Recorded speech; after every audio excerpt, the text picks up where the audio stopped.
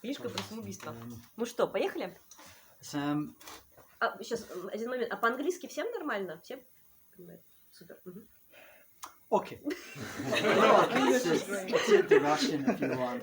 But the problem with it, I just forget. Okay. It's about the Brothers Grimm, yeah? They wrote some stories, and now people understand that they've rewritten a lot of these stories. Originally, these stories were ancient, dark, cruel, medieval, and brutal. So you could see these stories were censored, rewritten for children, so that to teach children to be polite, nice, and it's the influence of Christianity, yeah. And of course, now you're getting a situation where, recently they said, let's republish. Let's publish the real stories. You could compare them, yeah? The original stories which they censored. You have this in the Russian tradition as well. There's a lot of Russian stories, folk stories. A lot of sex in them, really dirty jokes, swearing, cursing. And, the Russian academics, they wanted to publish, but it's never been published. It's in the archives, yeah? So no, we'd never tell stories like this, about disgusting stories, shocking stories. And if you're in Scotland, even, a lot of the stories anecdotes are very, well, I won't say any more. Anyway, yeah, it's another time, I think. Anyway, the Brothers Grimm, I'll just give you one example. One story was, Cinderella, yeah? The original story, the ugly princess tried to, get the shoe on, yeah? And of course, they're squeezing, they're trying to get on, they can't get the shoes on, yeah? The feet hurt itself. That's it. They don't win, and of course, Cinderella gets the princess. She fits. The original story, I wonder if you know the original story. Yeah, they cut the... What? Yes, yeah, that's right. Yeah. They took a knife, and she cuts it, the thumb, the toes off, exactly. And there's blood in the shoe. It's filled up like this. And they can't hide the blood. There's so much blood in the shoe. The blood's pouring over the place. And the prince says, "Oh, you've been cheating." I'm sorry, I can't. That's clever. I can't marry you. I see you've cut away part of your foot away, mutilated your foot, yeah. But it's another story. It's very short, yeah. Maybe you've read the story as well and come across it. But it was a game they played. I mentioned too. How to play it being butchers, yeah. And so there's these children. So let's make it more realistic to play the game of butchers. Let's get a butcher's knife. Borrow a butcher's knife from the butcher. Then we have a bucket. Then we'll have everything. Then the little boy will come, and we'll pretend you, little brother, boy, well, not brother, you're the pig. I'm the butcher. Bend down with the head, yeah, and I'll pretend to cut you, yeah, or I'll cut you, yeah. And of course he cuts the brother and murders the boy, and he screams and dies, yeah. And then the mother hears this screaming. She runs out in a panic, angry. She's so angry when she sees her son dead, so she kills the person the boy who murdered her, yeah. And then she goes home in despair, complete despair, and hangs herself. Yeah. And then the husband who comes home goes crazy and mad. I think maybe. And he just goes into the forest and disappears completely. Yeah. I thought, the Brothers Grimm looked at the story and they thought, well, maybe we'll publish the 1812 first edition. And I think it was published in the 1812 edition, but then later they thought, no, we can't do that. They just, no, publisher wouldn't agree to this. It's meant for 5 editions, yeah. There's another story, though hungry. There's a lot of famine you can smell the famine in the stories of the Brothers Grimm. Have you noticed that there's all these stories, Hansel and Gretel, hungry all the time? Why is that the case? Why is the stories, at least they're realistic about being hungry all the time? Many of the stories, you can guess, from the lives of the Brothers Grimm. They were very poor. It was a difficult time. Maybe it's under the Napoleonic occupation, but everyone was suffering. They didn't make much money, and they were trying to live on one meal a day. So probably their dreams went into this. Or another story, last quick story. Once the mother, the children couldn't feed each other. They were really hungry. Yeah. So the mother told the children, I'm sorry, I can't feed you anymore. There's not enough food for us. So you just have to die. That's what she told the two children. And the two children said, okay, we'll help you out. Yes, we'll play a game. What game?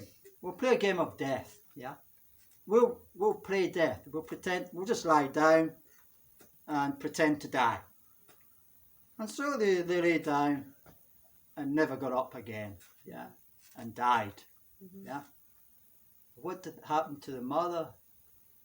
Well, she maybe survived, but maybe she went crazy. But maybe it's a real story. Yeah, and there's such stories in Japan as well, in the 18th century, where the mothers couldn't feed the young infants, so they took them to a river and just murdered them. Infanticide. Yeah, yeah. So that's it. So sometimes you got to watch children playing games. Yeah. Because sometimes they can get carried away, yeah.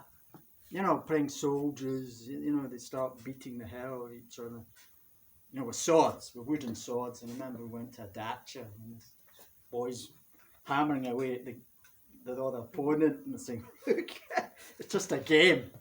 But it's funny how people take games seriously. So, what the nice fairy tales of the Brother Kids, but they edited. And they made them nice, polite, and respectable for children, yeah. So what? Anyway, that's it. Thank you. Вообще интересно, я сейчас подумала, что реально, они же писали, братья Гримм, хоррор-стори без морали. Ну, вообще там просто все умерли в конце. А наши, значит, современники или кто после, они такие, нет, мы должны вложить мораль, в любой истории найти там, значит, смысл какой-то, поучение. А нет, они просто хоррор писали, и все. То есть при этом они не могли наши найти другие сказки. Им нужно было вот да, эти, кстати, да, вообще, где логика? То есть это типа были самые крутые сказки, но просто хоррор. Это же не наши, во-первых. Во-первых, это там происходило. Да. Во-вторых, вы пропускаете важный этап. Ну-ка. Детям. Мы сейчас возьмем наши традиционные сказки и будем рассказывать детям.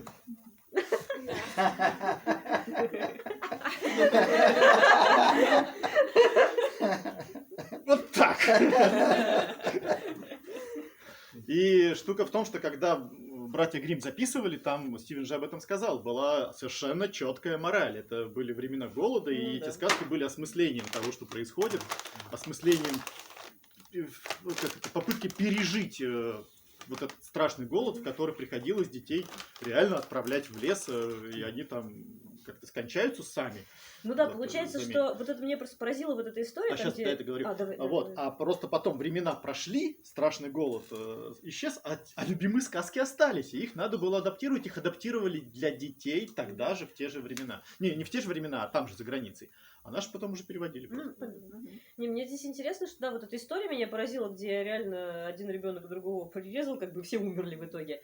Чтобы, вот если смотреть это с парадигмой, что история рассказана, чтобы, правда, пережить этот опыт ужасный, то есть истории даже не надо как-то хорошо заканчиваться, чтобы этот опыт был, интегрирован, пережит. То есть просто рассказывать друг другу страшные истории, это уже, ну, как бы, окей. Ну, это заметьте, в можно. нашей истории аналогичной про жихарку, заметьте, история в реальности, там такой же хоррор, тоже его отправили в лес, чтобы он там кинул кони.